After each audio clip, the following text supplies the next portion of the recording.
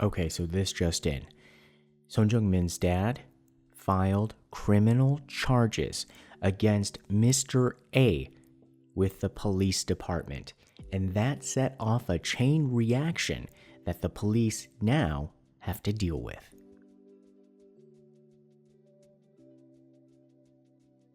Okay, so on Wednesday this week, apparently SJM's father went to the police station and filed criminal charges against Mr. A. I guess he just had enough of what was going on, and it was essentially a card that he was playing. Because in the last video, I was kind of a little down. I was wondering, like, what else could he do at this point? Because it seemed like the game had been so rigged that this last big show of a committee was going to be like the final act, like the aria. And, well, he came up with something. He basically went and did 형사 고소. So anybody can go to the police station, and if you want to accuse somebody of a crime and you want to go the police route to take them to criminal court, you file, and you have to have evidence, of course. He testified with the police for 4 hours. We couldn't find out what was exactly in the evidence contained within his testimony, but he said, just please be understanding, he couldn't release that information. But we do have the categories that he filed the charges under. So he went to the police station and he filed his criminal accusations against Mr. A under the following 2 categories. The first is death caused by assault. The second one is death caused by neglect or abandonment. So basically what he's saying is that Mr. A is responsible for my son's death either by assault, and assault is not clear because he hasn't specified to the public what the evidence showed, but we can surmise that it's either the 3:31 a.m. push or the fall, or it could be perhaps some of the theories out there saying that perhaps he was assaulted, although that's still in a little bit of an unconfirmed theory land. Or, as many people have been suggesting, from the untoward and unwanted and unaccepted advances that we saw all evening in the convenience store, perhaps there was something else that was not on film that was more of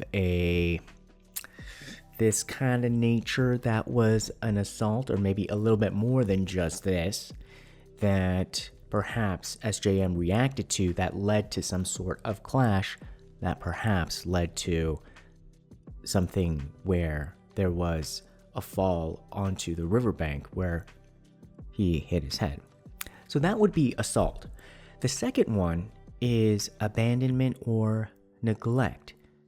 So in any event, the charge there is that my son died because Mr. A left my son.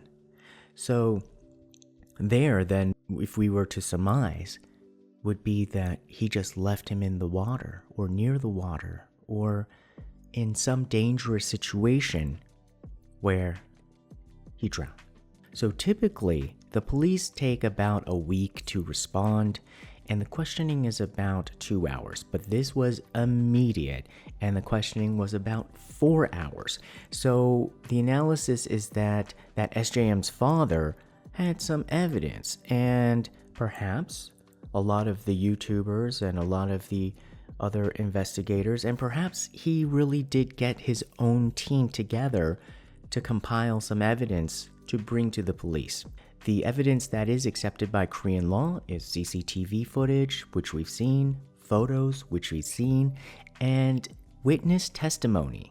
And that could be important as well if he was able to track down the witnesses that the police did not track down. That could make a difference. Now, what this did strategically when it comes to that committee, that accidental death committee that was supposed to meet this week, to decide whether to just wrap things up and just put an end to this or put one more month of investigation. Well, it was supposed to meet on the 24th on a Thursday, but they said, oh, we want to respond to some of the charges. We want to really look at the filing of these criminal charges by SJM's father first, and so we're going to postpone our first meeting, to next week. So at least SJM's father has bought himself another week with this latest move. And what this will do, at least, is bring a bit more an opportunity for Mr. A to be questioned. However, it is still up to the police to decide whether SJM's father's accusations and application, or, his paperwork, has any merit. Whether it will be accepted or not is up to the police. So the police can look at it and be like, well, I don't know, it may not, no, it doesn't, it's not gonna pass. On the other hand, it apparently seems as if they are having problems finding those 4 outside panelists, the people who are supposed to come in as independent consultants for this committee, because this is so hot. This is such a heavily watched case, and at this point, if you're gonna be involved in this committee, it's probably not good for your career. No matter which way it goes, you're not gonna come out looking pretty good from this. So apparently a lot of people they've asked just said, no thanks, I'm busy. Oh, no thanks, I'm busy. Everybody's suddenly really busy in June. So the police stressed that while we put 2 months of our time into this, we put 5 teams and 35 people on this case, and we have not found anything criminal so far. So we see the police's stance very strongly in this point. Nothing criminal. We have found nothing criminal. So when you really think about it, out of all the people in this world, if the police say they found nothing criminal after 2 months, 5 teams, 35 police officers, do you think they're going to change their minds? Out of all the people who can decide whether there's something criminal? And it's a bit tough because, in a way, we want to support the police. And we do want the police to have this power, this investigative power, this trust by the people, so that they can be an equal force to the prosecution to hopefully balance out and prevent some instances of corruption. But the way it's looking right now is that we're just going to have 2 people to pay now instead of just 1. And that the fairness and the equality was not for the people. It was like, it's way it's looking is like this department says like, well, what about us? It's not fair.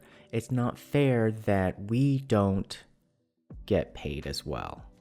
Come on, guys. If you wanted to put on a show and have all of us watch, then become an actor and put on a show and a play in a theater, and we will clap and give you money. Please do not do it where our lives are at stake. So, of course, the doubts are essentially as in you only did like half the job.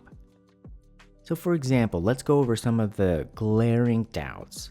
Like, for example, the taxi that Mr. A got into apparently did not have a black box. However, back in 2013, there was a law passed that made it mandatory for all taxis to have a black box.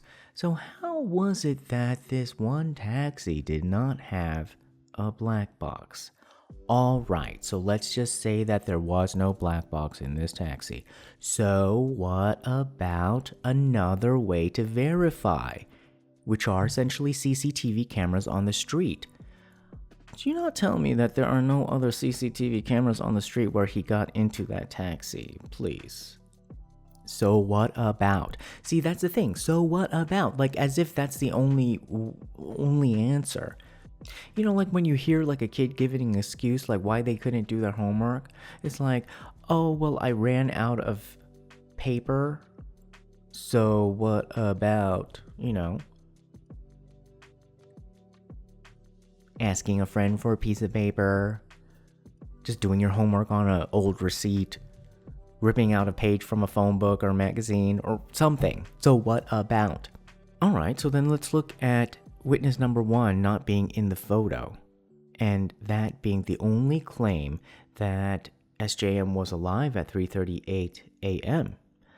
Okay, let's just say that this witness does exist, still believe that this witness is credible. So what about checking to see if other witnesses said the same thing? And of course the fisherman. The fisherman's accounts are so problematic, it has so many holes. I don't even know why you don't throw out some of these accounts. Like, if you have so many people, because they were saying we were going through hundreds of people and black boxes and trying to contact all these people and get witness accounts, so there should be a quality check. Like, if these witnesses seem like, you can't trust them, cross them off the list, get somebody better, because there's just so many. There were other people closer to the incident. There were people right on the riverbank. There were people closer that could have given a better eyewitness account. So why are you going with low quality when you have higher quality? So let's say, fine, you go with the low quality fisherman's account that has so many contradictions and have this very dubious credibility. Let's say it's still true. Then what about verifying it with obvious other witnesses that were present at the same time that were closer to the event in question? Also, that ninja looking guy that has been doing a lot of CCTV analysis as well. He went out in the middle of the night to just take a look around because he wanted to verify some of the more far out claims about, like, there was a boat with a searchlight, or perhaps SJM got beat up. And he was also complaining, just like the conservative YouTube channel, being like, guys, don't just throw out some sort of like theories and then have us do all the hard work to try to verify. And he was saying, like, the boat thing, probably not, because if there was really a boat with a searchlight, it would just shine like brighter than the galaxy. And he's like, that's probably not true. But what he did notice was that there were like splashing sounds in the river from fish, or maybe there was nasty eels. But you could also hear splashing sounds from nature. So how do we know that it was from a person? Maybe they even saw a mermaid. Maybe it was a merman. Because actually there's a greater likelihood that maybe Ariel from The Little Mermaid probably said, oh, how refreshing, because maybe she wanted to find some other things for her treasure trove. She would probably find it refreshing at 4:40 a.m. Not a drunk guy who passed out and did not like the water. So none of these key witnesses, it seems, have been double-checked, cross-checked, and had their validity, confirmed to see whether they were credible witnesses. And let's not forget about the weird Burberry woman. I think everybody just wants to see her come into the police station and be questioned, because we really want to know what the heck was she doing there right on the riverbank where SJM had gone missing at the exact time of all of these happenings. Okay? Not just because she had a trench coat, which is a little bit, shady, and not just because she had like these weird bags with her, which is shady, and not just because she was clinging to the side of that hallway in the tunnel, like trying to avoid the CCTV camera, even though couldn't avoid it, girl. And she looks so suspicious. I think everybody wants to know who you are, Miss Barbary Lady. And then the 4:39 a.m. man who ended up at the convenience store doing something weird behind the ramen stand that freaked out that couple, that made them like jump back and the guy protect his girlfriend, and then him try to approach the guy and then just be like, okay, fine, see ya, dude. And then what was that about?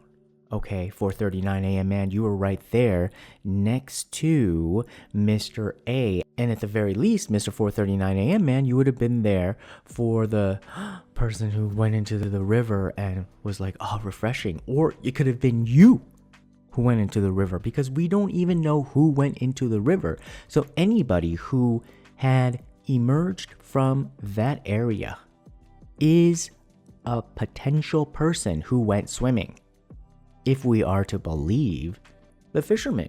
Because how can we assume that only SJM is a candidate to have gone swimming at 4:40 a.m.? We have to consider anybody who was on the riverbank during that time as a potential candidate, especially the dude who was like walking in to the convenience store, like we said, looked like he had went swimming too. There are a lot of people who most likely went swimming other than SJM.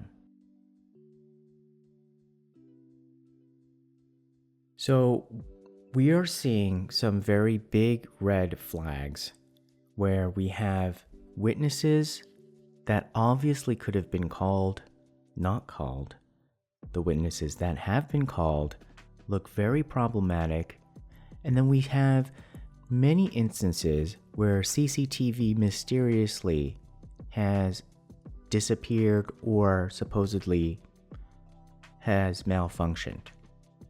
Now, there are two big instances where this has also happened before that has also drawn a lot of suspicion. Princess Diana's death in the tunnel. All of those CCTVs suddenly, they said, were malfunctioning or weren't turned on. And yet apparently somebody had gotten a ticket from one of those CCTVs 15 minutes after Princess Diana had gone through it. A little bit weird. And then JFK's death, many witnesses that could have given a different story, but they only chose the witnesses that fit the narrative that the Warren Commission was pushing. Those two instances left a lot of questions and a lot of suspicions and doubts, and subsequently created, at least with JFK, new congressional panels, commissions, and different conclusions, even a different assassination conclusion. But immediately after the JFK incident, countries around the world were making fun of America, saying like, you guys, that was so obvious that this was an assassination that was coordinated. It's so obvious. You guys are being idiots if you don't get it. In a way, people, I think, are willing to live with a lie and a cover-up if it's for national sovereignty, if it's for national oil interest, if it's for national security, even if it's for national greed, as long as it's on a big enough level. But they're not willing to do all of this for a drunk college kid, and somebody else's kid at that. That's where this line is being crossed, for now at least. And I think this is a very opportune time to make us also think, well, if we're drawing the line at a college kid, why aren't we just drawing a line at a drunk college kid, and yet willing to accept the others? At this point, I think it's good that SJM's father was able to buy some time, but I still don't think just the pure justice play will eventually work, because In many cases like this, once you open the box, there are way too many people's lives, careers, reputations, probably all linked together on this. This is probably like some sort of package deal where you pull one, oh my god, everything else falls down. You see any kind of scandal like this, it just involves way too many people. So everybody's just, I think the only way to fight this is to find somebody who can use this as an opportunity for their political career. And as we're seeing, there is some sort of probably circling of the wagons where maybe the right can use this as an opportunity. But I kind of get the sense that even the right is probably mixed up in this. Like there's probably both sides are mixed up in this somehow. It just starts to show that, like, now you don't even need Chebble money to make this happen. You can be one level down. So then how long are we going to wait until we can go to Costco and then order a cover-up? And then what kind of world are we going to live in then? So in any event, like, if you want some justice to happen, you have to find somebody else who has, like, some sort of reason to attack the other side and hitch your wagon onto their, vendetta. Otherwise, it just doesn't move out of pure goodness. It doesn't. I'd be surprised if it did. It'd be nice if it did. So thanks again to Gulshin, who sent her message to Son Jung-min's family and to Korea and shared her thoughts and feelings about the case. If you'd like to share yours as well, it's still open, and you can find the instructions in the description below. Thanks, guys, and we'll see you again soon. Bye. Tune in next time.